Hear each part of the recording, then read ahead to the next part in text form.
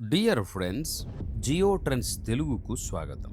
America, Israel దేశాలు ఇరాన్తో ఎందుకు యుద్ధం చేస్తుంది? ఇరు వర్గాల వారికి లాభాలు ఏంటి? ఈ యుద్ధం వలన భారతదేశానికి లాభమా, నష్టమా?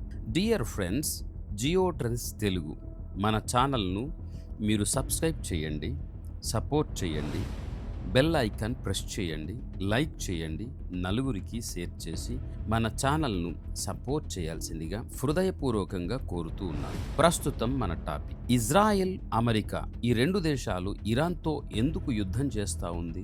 ఈ యుద్ధానికి ప్రధాన కారణాలు మూడు. ఒకటి, ఇరాన్ అణు కార్యక్రమం. అమెరికా, ఇజ్రాయెల్ రెండు దేశాలు కలిసి ఇరాన్పై యుద్ధం చేస్తుంది. ఎందుకు? బాహాటంగా కాక అంతర్గతంగా ఇరాన్ అణుశక్తి తయారు చేయడం. ఇది ప్రపంచ దేశాల అణు ఒప్పందాలకు వ్యతిరేకం. అణ్వాయుధ అస్త్రాలు కలిగి ఉండటం నేరం. అందుకే ఇరాన్పై యుద్ధం చేస్తూ ఉన్నాయి. ఇరాన్ మాత్రం దీనిని తన సార్వభౌమత్వంపై దాడిగా చూపుతోంది. ప్రతీకార దాడులు చేస్తుంది. హర్మోజ్ మార్గంపై బెదిరింపులు చేస్తాం. 2.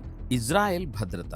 ఇజ్రాయెల్కు ఇరాన్ అణు సైనిక సామర్థ్యాన్ని దెబ్బతీయడం, తన భద్రతను బలోపేతం చేయడం అనే లక్ష్యం ప్రధానంగా ఉంది. ఎందుకంటే ఇజ్రాయెల్ దేశము విస్తీర్ణంలో చాలా చిన్నది, జనసంఖ్యలో చిన్నది, కానీ టెక్నాలజీ పరంగా ముందంజ ఉన్నారు. అయితే వీరి చుట్టూ ఉన్న దేశాలు, అరబ్లు, ముస్లింలు వారంతా ఏకమై ఇజ్రాయెలు దేశము అవతరించిన నాటి నుండి నేటి వరకు యుద్ధాలు చేస్తూనే ఉన్నారు.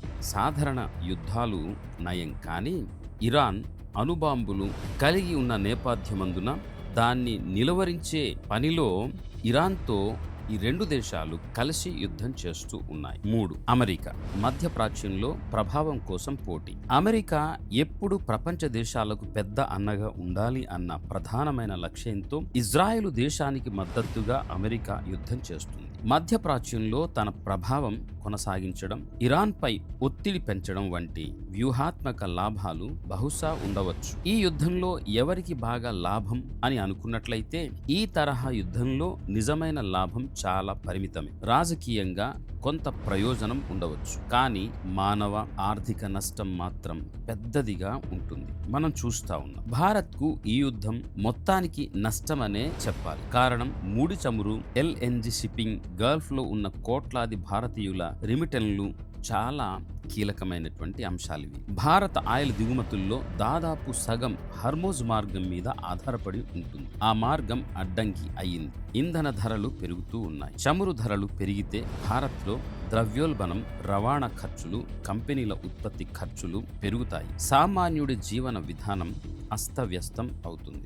గల్ఫ్లో పనిచేస్తున్న భారతీయుల ఉపాధి, రిమిటన్లు కూడా దెబ్బతినే ప్రమాదం ఎక్కువగా ఉంది. భారత్కు కొంత లాభం ఎప్పుడు అనుకున్నట్లయితే హర్మోజ్ అవతల చమురు కొనుగోలు చేస్తే మాత్రమే. ఉదాహరణకు రష్యా, ఆఫ్రికా, అమెరికా వంటి ప్రత్యామ్నాయ వనరుల నుంచి దిగుమతులు పెంచే అవకాశం పెంచితే తప్ప మన భారతదేశానికి లాభాలు ప్రస్తుత కాలంలో చాలా తక్కువ. ఈ యుద్ధం గురించి ఒక్క మాటలో చెప్పాలంటే, ఈ యుద్ధంలో అమెరికా, ఇజ్రాయెల్ తమ భద్రతా వ్యూహాత్మక లక్ష్యాల కోసం ఇరాన్ అణుశక్తిని అడ్డుకోవాలని చూస్తున్నాయి. అమెరికా, ఇజ్రాయెల్ దేశాలకే అణు ప్రభావం కాకుండా పొరుగు దేశాలకు దాని ప్రభావం లేకపోలేదు. ఇరాన్ మాత్రం ప్రతిఘటన ద్వారా తన ప్రభావాన్ని నిలబెట్టుకోవాలని చూస్తోంది. భారత్కు మాత్రం ఇది ఎక్కువగా ధరల పెరుగుదల, చమురు సంక్షోభం, షిప్పింగ్ ఇబ్బందులు, రిమిటన్లపై ప్రమాద రూపంలో నష్టం కలిగిస్తుంది. మరో ఇంట్రెస్టింగ్ అప్డేట్స్తో మీ ముందుకొచ్చేంత వరకు సెలవు.